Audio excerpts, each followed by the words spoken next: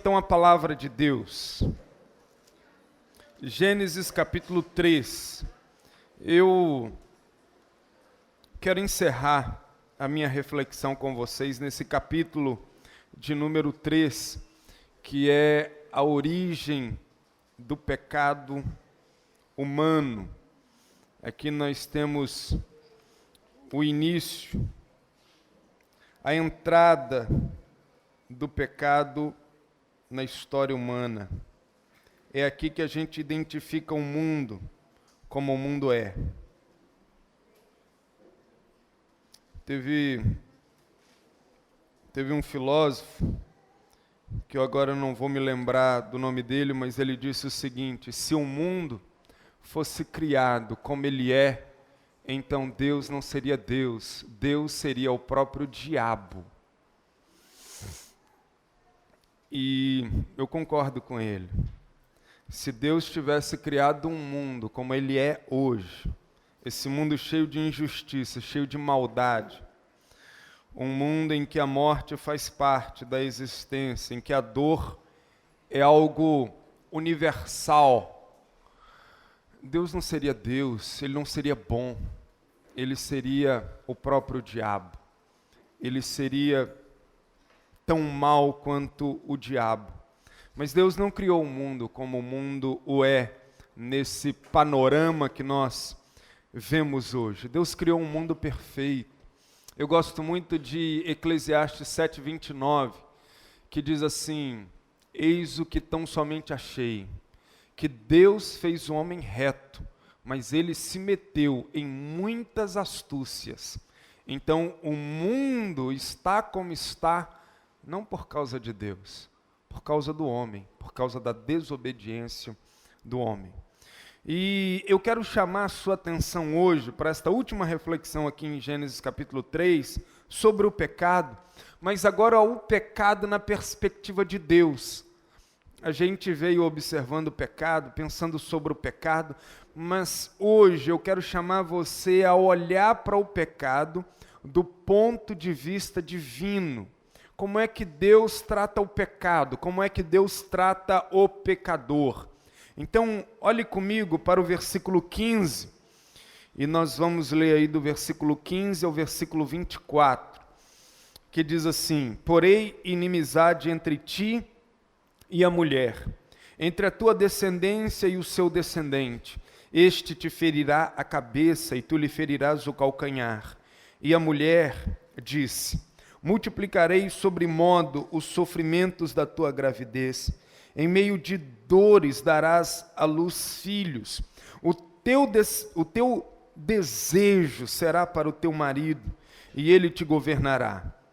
E a Adão disse: visto que atendeste a voz de tua mulher, e comeste da árvore que eu te ordenara não comesses, maldita é a terra por tua causa, em fadigas obterás dela o sustento durante os dias de tua vida. Ela produzirá também cardos e abrolhos, e tu comerás a erva do campo.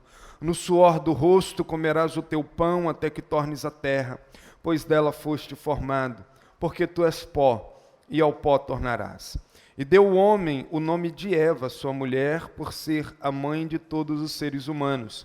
Fez o Senhor Deus vestimenta de peles para Adão e sua mulher, e os vestiu. Então disse o Senhor Deus: eis que o homem se tornou como um de nós, conhecedor do bem e do mal, assim que não estenda a mão e tome também da árvore da vida e coma e viva eternamente. O Senhor Deus, por isso, o lançou fora do jardim do Éden, a fim de lavrar a terra de que fora tomado. E expulso o homem, colocou querubins ao oriente do jardim do Éden, e o refulgir de uma espada que se revolvia para guardar o caminho da árvore da vida. Vamos orar mais uma vez? Pai bendito,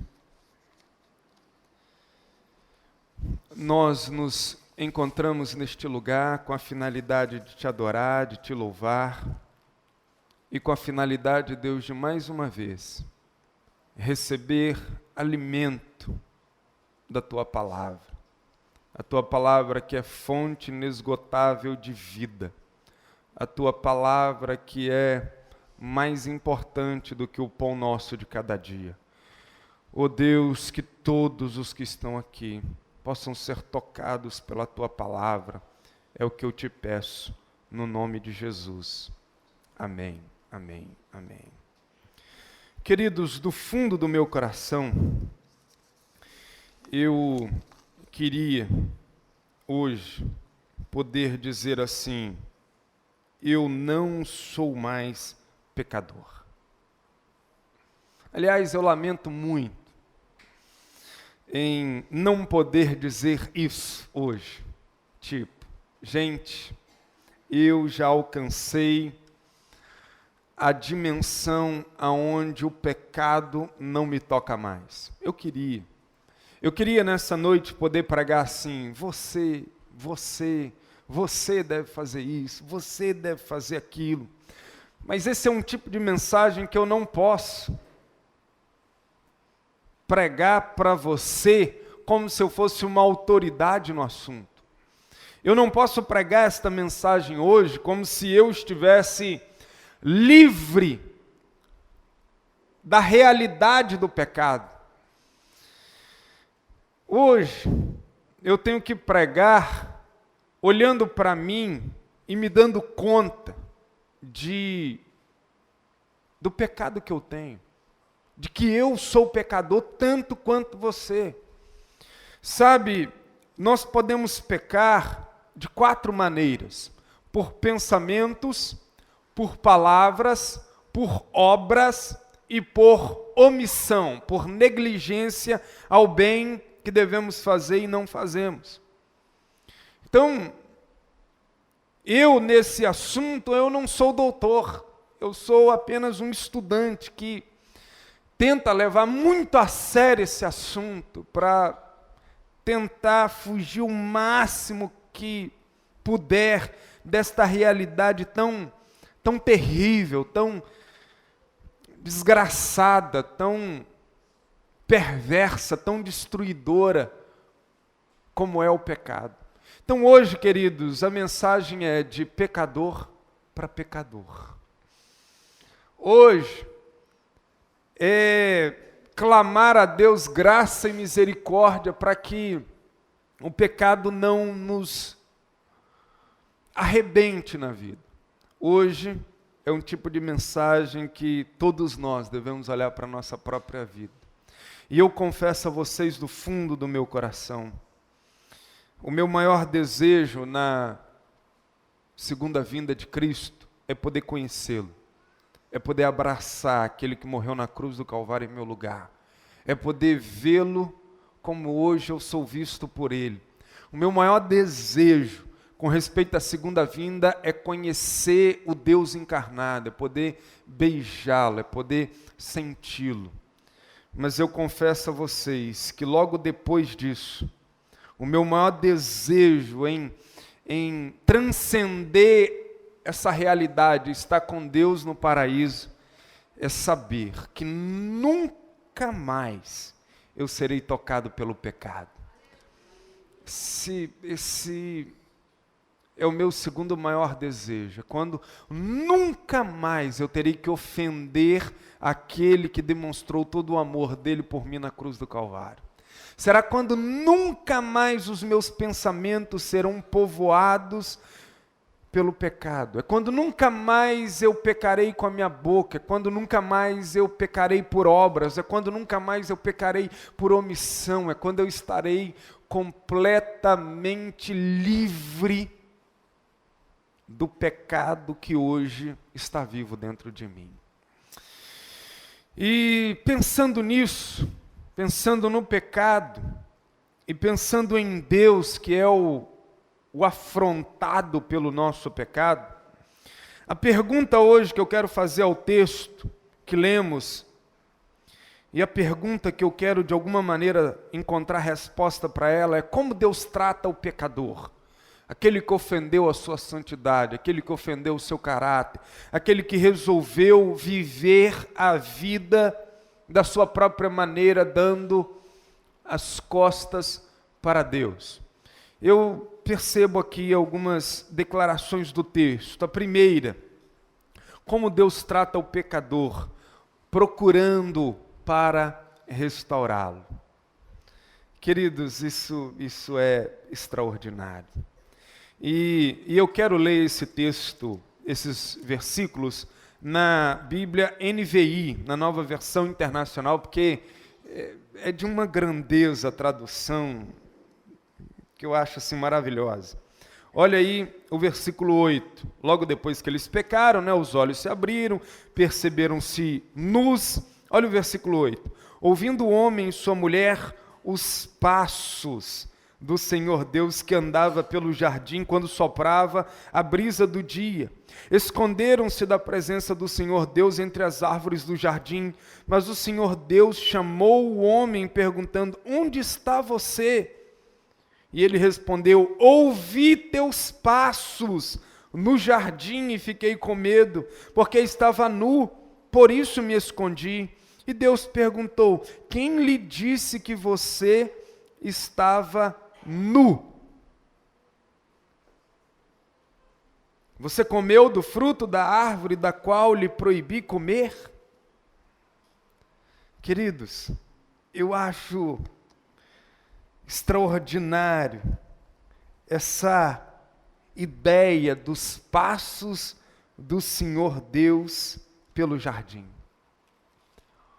O homem pecou e Deus acompanhou cada segundo dessa desobediência, porque pecado é desobedecer a ordem expressa de Deus, é quebrar uma aliança feita com Deus. Então, o que mais dói na nossa consciência, quando ela está muito sensível, é saber que nós pecamos diante dos olhos de Deus.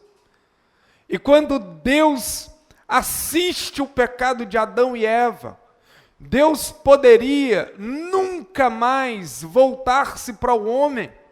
Deus poderia entregar o homem à sua própria sorte e abandoná-lo e deixá-lo, porque uma ordem foi descumprida e havia uma sentença para o descumprimento, que era morte. E morte, eu torno a dizer, em 3 dimensões: morte física, morte espiritual, acaba-se o relacionamento com Deus, e morte eterna, porque um Deus que é ofendido e é eterno, a punição também é eterna.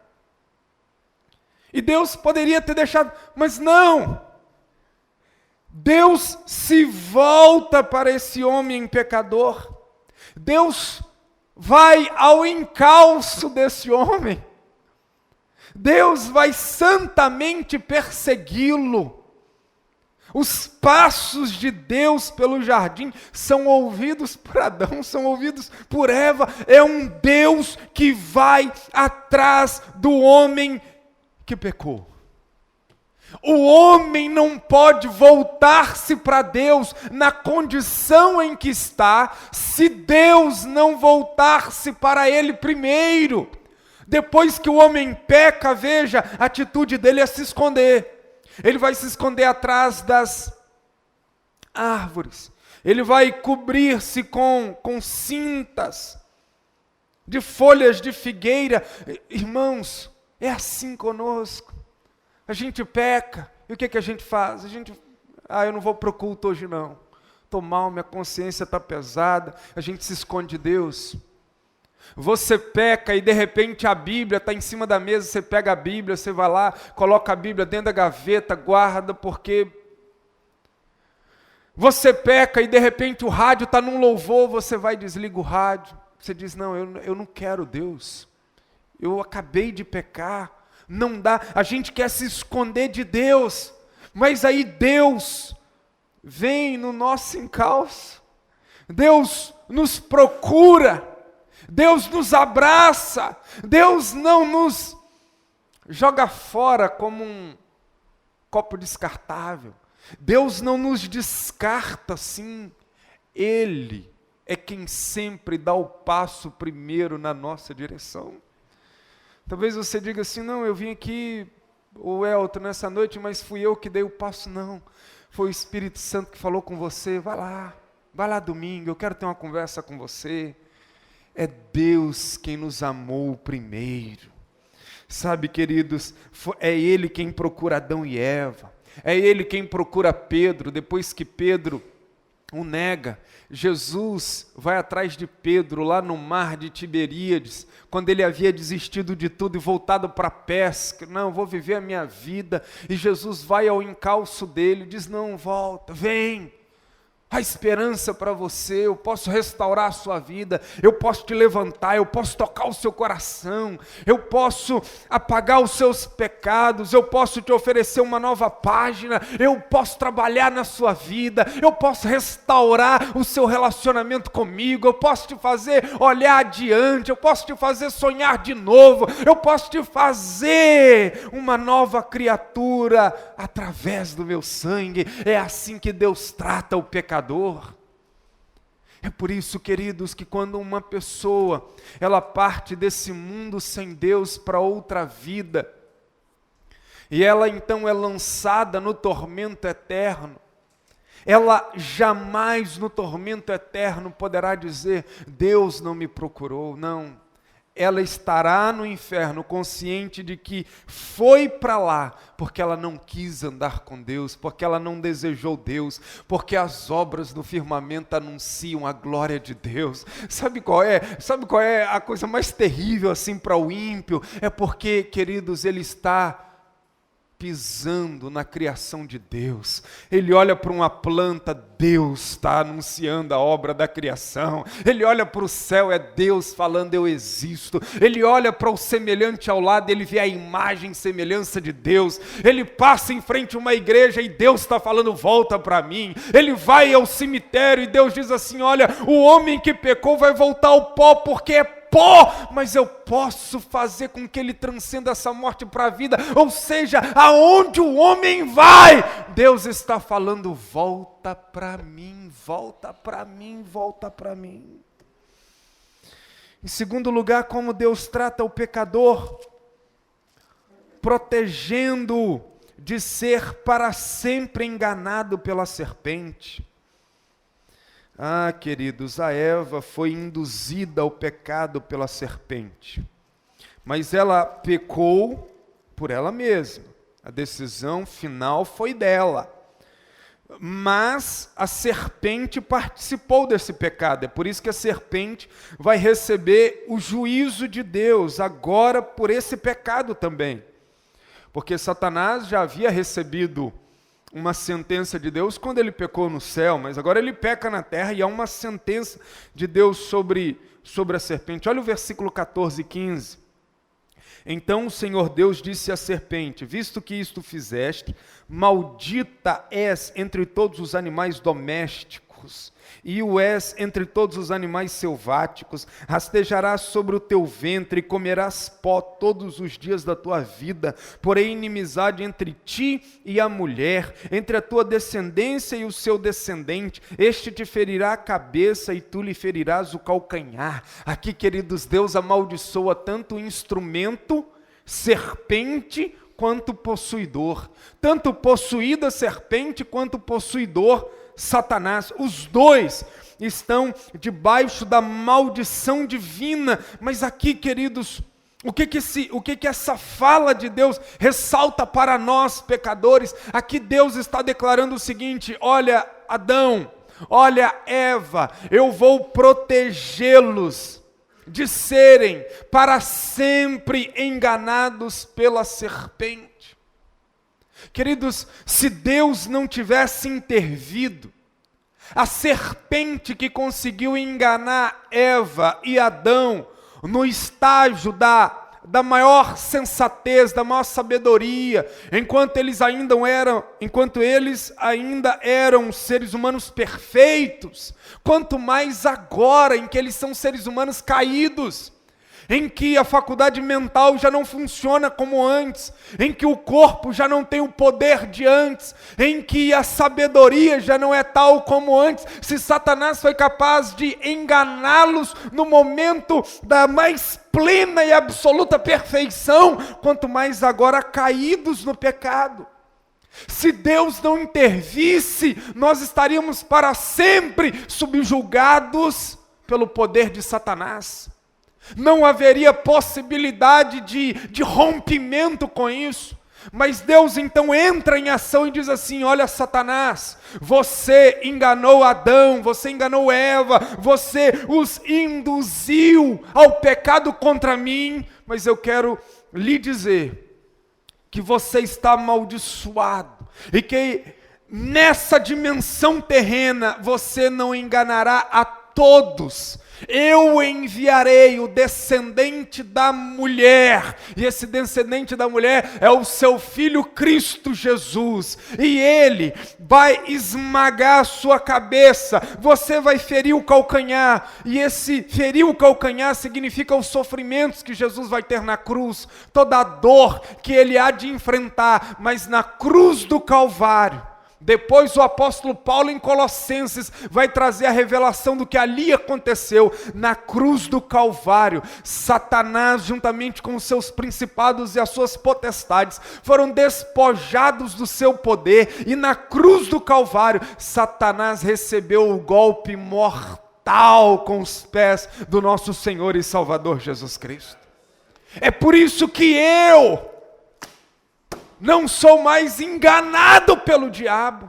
É por isso que você não é mais enganado pelo diabo de maneira plena e absoluta. Sabe por quê, queridos? Na cruz do Calvário, aleluia, Jesus trouxe para nós libertação e esclarecimento. E a palavra de Deus diz em Apocalipse, capítulo 20, então vi descer do céu um anjo, tinha na mão a chave do abismo e uma grande corrente. Ele segurou o dragão, a antiga serpente que é o diabo Satanás, e o prendeu por 1000 anos, lançou no abismo, fechou e pôs selo sobre ele, para que não mais enganassem as nações, até se completarem os 1000 anos. Depois disso, é necessário que ele seja solto pouco tempo. É porque Jesus o venceu na cruz do Calvário, que Jesus disse: ide por todo mundo e pregar o evangelho a todas as criaturas. Aqueles lugares em que o diabo mantinha tribos e povos e países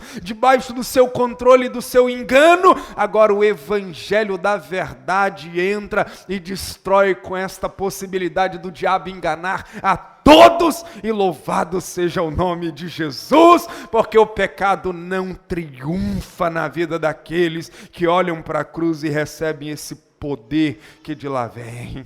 Ah, querido, sem o poder de Jesus Cristo que vem da cruz, nenhum de nós pode contra Satanás, mas por causa do poder da cruz, nós podemos vencê-lo, aleluia, louvado seja o seu nome. Em terceiro lugar, como Deus trata o pecador, mostrando que o pecado sai caro. Como é que Deus trata o pecador? Mostrando que o pecado sai caro. Queridos, vamos olhar as consequências do pecado na vida da mulher e na vida do homem. Me acompanha aí, versículo 16. Olha o que Deus sentenciou à mulher. Olha o que Deus disse: multiplicarei sobremodo os sofrimentos da tua gravidez. Não era para mulher nenhuma ter dor na gravidez. Era para todas as mulheres terem prazer na gravidez, tal qual na relação sexual. Ouviu? Isso mesmo. Nós teríamos muito mais crianças se fosse assim, não é? Mas não, multiplicarei sobremodo os sofrimentos da tua gravidez. Em meio de dores darás à luz filhos. O teu desejo será para o teu marido e ele te governará. Veja, aqui acaba-se o relacionamento de igualdade em amor entre um homem e uma mulher. Agora a paixão vai entrar nesse negócio, a paixão avassaladora. Agora um homem vai tentar manipular uma mulher, a mulher vai tentar manipular o homem, o desejo será para o teu marido, ele te governará. Agora vai ter que ter um cabeça, porque antes não precisava ter cabeça, um lia a alma do outro, um sentia o coração do outro, compreensão plena, mas agora com o pecado a coisa se desequilibrou. Olha o que Deus diz a Adão, a maldição a Adão, a consequência, melhor dizendo, do pecado a Adão, não a maldição, a consequência. E Adão disse: visto que atendeste a voz de tua mulher e comeste da árvore que eu te ordenara não comesses, maldita é a terra por tua causa, em fadigas obterás dela o sustento durante os dias de tua vida. É por isso que você não gosta de trabalhar, irmão. Está aqui a resposta. Agora tem fadiga no negócio. Versículo 18: e a terra produzirá cardos e abrolhos. Vai ter espinhos, vai ter traição, vai ter briga, vai ter um querendo passar a perna no outro. A terra não vai ser tão simples assim. E tu comerás a erva do campo. Versículo 19: no suor do rosto comerás o teu pão, até que tornes a terra, pois dela foste formado, porque tu és pó e ao pó tornarás. Adão poderia, e Eva dizer assim: não, Senhor, peraí, o Senhor falou que se comêssemos do fruto, haveria morte. Mas peraí, morte é a cessação da vida, Senhor. Que negócio é esse agora, que vai entrar dor, que vai ter uma paixão descontrolada, que vai ter maldição na terra, espinhos? Isso tudo, queridos, é morte.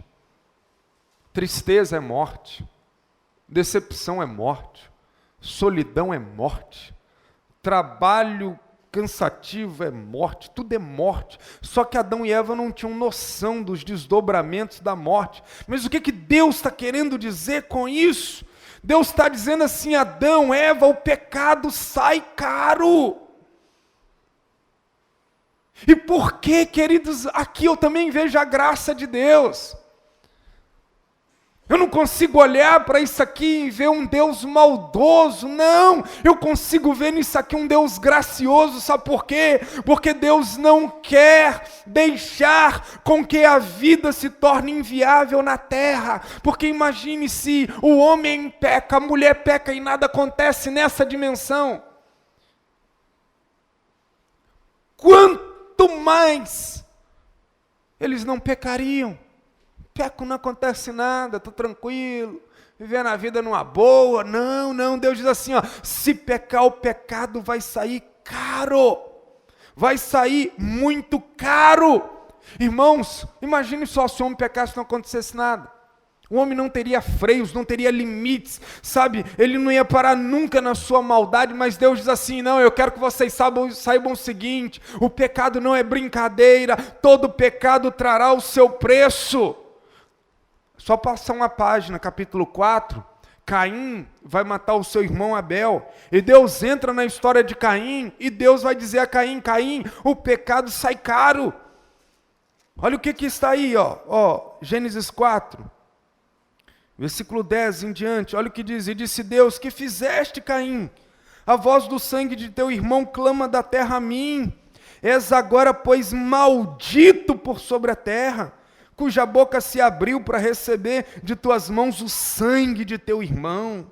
Olha o versículo 12, o preço do pecado: quando lavrares o solo, não te dará ele a sua força, serás fugitivo e errante pela terra. Então disse Caim ao Senhor: é tamanho o meu castigo, que já não posso suportá-lo. Eis que hoje me lanças da face da terra, e da tua presença hei de esconder-me, serei fugitivo e errante pela terra, quem comigo se encontrar me matará. O Senhor, porém, lhe disse: assim qualquer que matar Caim será vingado 7 vezes. Olha aí Deus colocando um bloqueio no pecado. Deus está dizendo: olha, Caim matou Abel, mas eu não quero que vocês continuem com essa lógica do pecado. Se alguém matar Caim, o juízo sobre esse será 7 vezes pior. É o que Deus está fazendo? Deus está querendo restringir o pecado ao máximo, para que a vida na terra não se torne inviável. E pôs o Senhor um sinal em Caim, para que o não ferisse de morte. quem quer que o encontrasse. Queridos, olha ao redor e veja aí o preço do pecado. Cadeias, onde os homens, em muitas das cadeias do nosso país, em presídios, vivem amontoados como ratos, como baratas. O que é isso? É a consequência do pecado. É Deus dizendo, olha, o pecado sai caro. Hospitais psiquiátricos, onde muitos estão na loucura por causa do pecado, a culpa é tão grande, queridos, que alguns vão parar em hospitais psiquiátricos. Você pega, por exemplo, Nietzsche, não é, o grande filósofo do século XIX. Aliás, ele está entre as 3 pessoas mais influentes do século XIX, ao lado de Karl Marx e de Freud. E ele cria uma super filosofia onde o homem é maior que Deus. A filosofia do super-homem, onde é que Nietzsche vai parar? Num sanatório, num hospital psiquiátrico. Muitos dos seus estudos, dos seus escritos no final da vida não valem de nada, é uma embolação só. Casamentos desfeitos, filhos disfuncionais, desigualdade, depressão, a indústria dos medicamentos, que é a segunda que mais movimenta dinheiro no mundo. Solidão, as pessoas estão cada vez mais sozinhas. Queridos, o que é isso senão efeitos do pecado que vão se agravando? A Bíblia diz que Deus não inocenta o culpado. Os efeitos do pecado vão se alastrando por aí. E Deus diz, não peque. Ei menina, não destrua a sua vida não. O pecado sai caro. Ei jovem, cuidado. Ei homem, você pode destruir com a sua família. Você pode destruir com a vida dos seus filhos, você pode acabar sozinho na vida, você pode acabar mal. Cuidado, Deus está dizendo assim, olha, eu trato o pecador mostrando a ele que os efeitos do pecado saem caro, porque o único salário que o pecado dá, vocês sabem. Como Deus trata o pecador, já estou caminhando para o fim, impedindo do estado pecaminoso eterno. Olha a graça de Deus, queridos, mais uma vez. Veja a graça de Deus nisto aqui. Como Deus trata o pecador, impedindo-o do estado pecaminoso eterno. Versículo 22, olha aí, do capítulo 3. Isso aqui é para nós, queridos, isso aqui é para mim e para você. Nós somos pecadores. Versículo 22, então disse o Senhor Deus, eis que o homem se tornou como um de nós, conhecedor do bem e do mal. Eu já expliquei, né, o que significa isso aqui numa outra mensagem. Assim que não estenda a mão e tome também da árvore da vida e coma e viva eternamente. O Senhor Deus, por isso, lançou fora do jardim do Éden, a fim de lavrar a terra de que fora tomado. E expulso o homem, colocou querubins ao oriente do jardim do Éden, o refugio de uma espada que se revolvia para guardar o caminho da árvore da vida. Oh, irmãos, isso aqui é a graça de Deus. Deus colocou 2 árvores no jardim do Éden que se distinguia das demais. A árvore do conhecimento do bem e do mal. Com respeito a essa havia uma proibição. E a árvore da vida, com respeito a essa não havia proibição. Se Adão e Eva tivessem comido da árvore da vida, a história seria diferente. Mas eles desobedeceram e comeram primeiro da árvore do conhecimento do bem e do mal. Daí então, se em seguida eles comessem da árvore da vida, do fruto da árvore da vida, aí nós estaremos perdidos. Porque a morte física não nos tocaria. Mas aí você imagine, querido, como seria a vida perpétua no estado caído, no estado de pecado. Imagine um mundo com homens como Nero, Hitler, Mussolini, Pol Pot, não é? Aquele cara que comandou o genocídio no Camboja, matava pessoas por diversão. Imagine um mundo com com os narcotraficantes, todos vivendo. Imagine um mundo onde ninguém morre, mas um mundo em que todos dão vazão ao ápice da possibilidade, da imaginação do pecado humano. Seria uma desgraça, queridos. Imagine você procurando a morte e não a encontrando, e vivendo nesse estado de depravação total.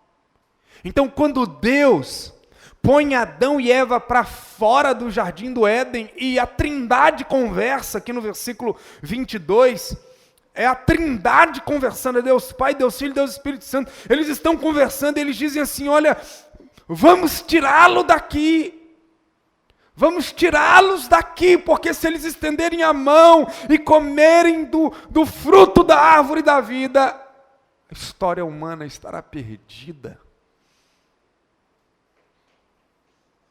É por isso, queridos, que não é qualquer pessoa que pode comer da árvore da vida.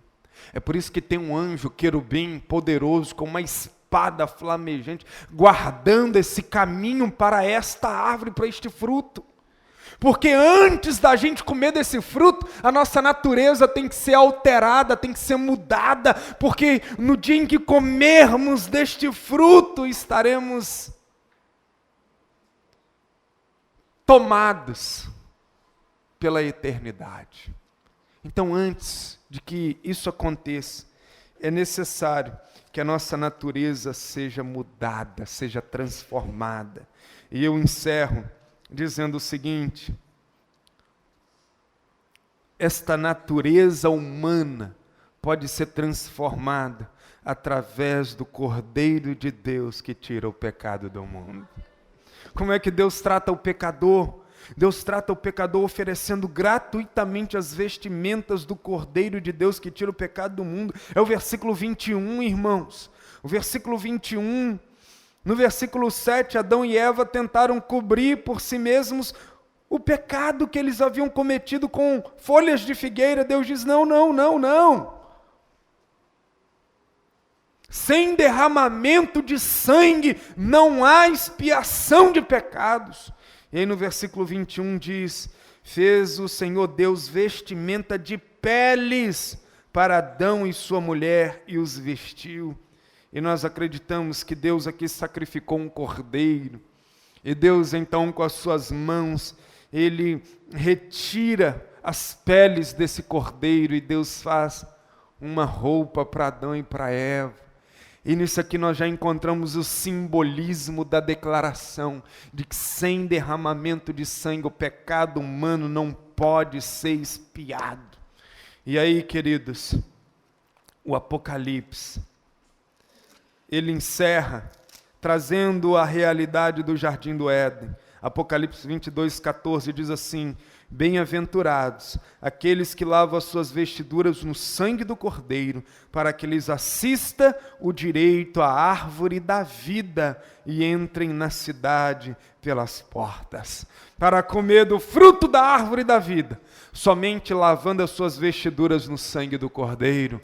E isso Deus nos dá gratuitamente, por meio do seu Filho Jesus, que na cruz do Calvário morreu entre nós. Vamos ficar em pé. Na cruz do Calvário morreu por nós, melhor dizendo, na cruz do Calvário morreu por nós. Queridos, é assim que Deus trata o pecador, é assim que Deus trata você. Deus trata o pecador procurando restaurá-lo, protegendo para não ser para sempre enganado pela serpente, mostrando que o pecado sai caro, impedindo do estado pecaminoso eterno e providenciando a grande resposta para o pecado, o seu filho morto ali na cruz do Calvário. Essa é a grande resposta de Deus para o pecado. A grande resposta de Deus para o pecado está na cruz do Calvário. E só o sangue de Jesus pode cobrir a sua culpa, pode colocar em paz com Deus nessa noite. Pode trazer ao seu coração a justificação. Justificados, pois mediante a fé, temos paz com Deus.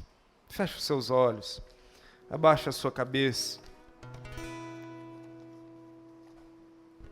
E talvez você esteja aí com a sua consciência ainda culpada pelo que você fez essa semana. Talvez o seu coração ainda está aí apertado e você está com vergonha de falar com Deus. Você está assim, não, Deus não me quer. Deus te quer. Deus quer te restaurar. O justo cairá 7 vezes e o Senhor o levantará. Deus não desistiu de você. Como é que o senhor sabe disso, Pastor Elton? Eu sei porque você está vivo. E enquanto seu coração bater, haverá esperança para você. Você está vivo e Deus está no seu encalço. Deus quer te restaurar, te abraçar, te trazer de volta para Ele. Arrependa-se dos seus pecados nessa hora. Não faça como Adão, como Eva, que ficaram transferindo o pecado um para o outro. Diga: Deus, o pecado é por minha causa. Eu pequei, eu errei, eu falhei. E se o Senhor hoje me oferece o sangue do teu filho, eu quero sair daqui hoje com a minha consciência pacificada. Eu quero sair daqui hoje tendo a certeza de que por meio de Jesus Cristo, um dia esse querubim com a espada flamejante, ele há de abaixar esta espada e há de dar-me lugar para eu chegar até essa árvore da vida, comer desse fruto e assim selar esse sagrado momento em que para sempre, sempre, sempre estarei com Jesus, o meu Senhor e o meu Salvador. Pai bendito, a Tua palavra foi pregada e nós te louvamos porque agora a gente sabe como é que o Senhor trata o pecador. Agora nós sabemos como é que o Senhor se relaciona com aqueles que estão envolvidos em pecados grotescos, ou mesmo aqueles, Deus, que não, já são crentes, já andam com Jesus, mas como eu, Deus, não podem ainda dizer que são plenamente puros e que estão longe da possibilidade da queda. Não, Senhor, todos os dias nós precisamos da Tua graça, todos os dias nós precisamos dessa cobertura das peles que só o Teu Filho pode nos oferecer. Nós queremos sair daqui hoje, Deus, para andar em vitória. Queremos sair daqui hoje para andar em paz com o Senhor. Queremos sair daqui sabendo, Deus, que o Senhor quer nos restaurar. Sair daqui hoje, Deus, sabendo que o Senhor está nos protegendo dos ataques e das enganações do diabo. Oh Deus, também saber que o pecado sai caro. Por causa disso, pessoas estão perdendo o ministério. Por causa disso, pessoas estão perdendo a reputação, o caráter, a honra. Estão perdendo casamentos, famílias. Estão perdendo amigos. Estão perdendo a vida como um todo. Nós te louvamos, Deus, porque o Senhor nos poupou de termos comido da árvore da vida depois do pecado, o fruto da árvore da vida. E assim nós estaríamos fadados a viver, Deus, uma vida perpétua num estado de pecaminosidade. E seria desgraça total para a raça humana. Obrigado por nos ter posto para fora do jardim.